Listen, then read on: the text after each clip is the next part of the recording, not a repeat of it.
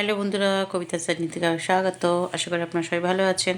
ফুলকপির একটা রেসিপি বানিয়েছি, তাই একটু আপনাদের সাথে শেয়ার করলাম। ফুলকপি একটা ধুয়ে নিলাম, গোটা ফুলকপি, দুটো টমেটো ভালো করে ধুয়ে নিয়ে এবার প্রেশার কুকারের মধ্যে এগুলোকে দিলাম। দিয়ে এবার একটু নুন দেবো, একটু হলুদ দেবো, আর 1 চামচ সর্ষের তেল।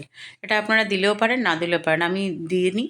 যদি আপনারা ইচ্ছা হয় দিতে পারেন। আচ্ছা, একটু জল দিলাম, 1 কাপ জল দিয়ে এবার এটাকে কুকারের মধ্যে মিডিয়াম ফ্লেমে সিটি দেবো। একটা সিটি দিলেই নামিয়ে দেবো।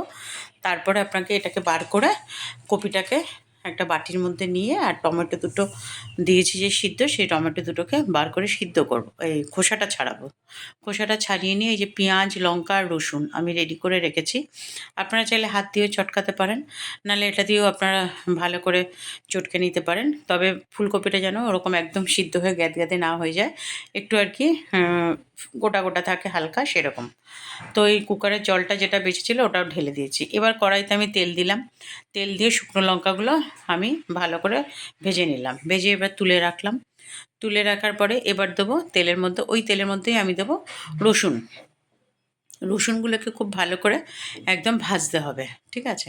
লাল লাল করে ভাজতে হবে। ভাজার পরে ওই রসুনগুলোকেও আমি একটা থালার মধ্যে তুলে রেখে দেবো। তারপর রসুনগুলো যখন হয়ে যাবে তুলে রেখে দিয়ে তারপরে আবার গিয়ে পেঁয়াজ দেবো।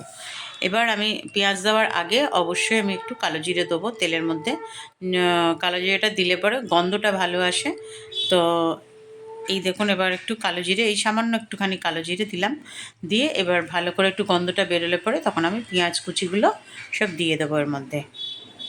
তারপরে পেঁয়াজ কুচি দেওয়ার পরে পেঁয়াজগুলো যতক্ষণ না পর্যন্ত লাল লাল করে একটু ভাজা না হবে ততক্ষণ নাড়াতে হবে।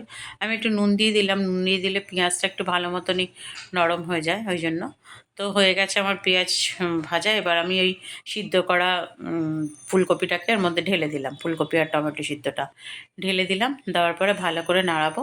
নাড়াবার পর এই যে রসুন আর লঙ্কাটাকে আমি ভেজে রেখেছিলাম, এটাকে খুব ভালো করে ডলে নিতে হবে একটু নুন দিয়ে।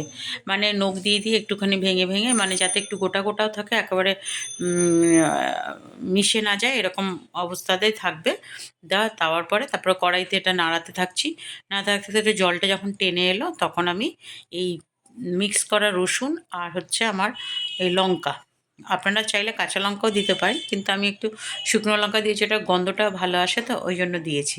আপনার ইচ্ছা করলে সেম পদ্ধতিতেই কাঁচা লঙ্কাটাকে ভেজে নিয়ে দিতে পারেন। এই যে দেখতেই পাচ্ছেন রসুন আর লঙ্কার পেস্ট, মানে ডলে নেওয়া যেটা টুকরো টুকরো অংশগুলো, সেগুলো দিয়ে দিয়েছি। দিয়ে খুব ভালো করে নাড়াবো যাতে জলটা একদম ভালো মতন টেনে যায়। তারপরে লাস্ট যেটা করব সেটা ধনেপাতা। ধনেপাতা দিয়ে একটু নাড়াচাড়া করে তাকে ঢেকে রেখে দেবো। তারপর ঢাকার পরে দেখুন এটার এই পরিস্থিতি হয়ে দাঁড়িয়েছে। আশা করি আপনাদের জিনিসটা খুব ভালো লেগেছে। খুব সহজ পদ্ধতি, আপনারা করে খেয়ে অবশ্যই কমেন্ট করে জানাবেন কেমন লাগলো। এটা ভাত দিয়ে, রুটি দিয়ে, দুটো দিয়েই খেতে পারবেন। ভালো লাগলে পরে একটা লাইক দেবেন, কমেন্ট করবেন। আর আমাদেরকে উৎসাহ দেওয়ার জন্য যদি একটা সাবস্ক্রাইব করে দেন তাহলে অনেক ভালো হয়। ভালো থাকবেন, সুস্থ থাকবেন।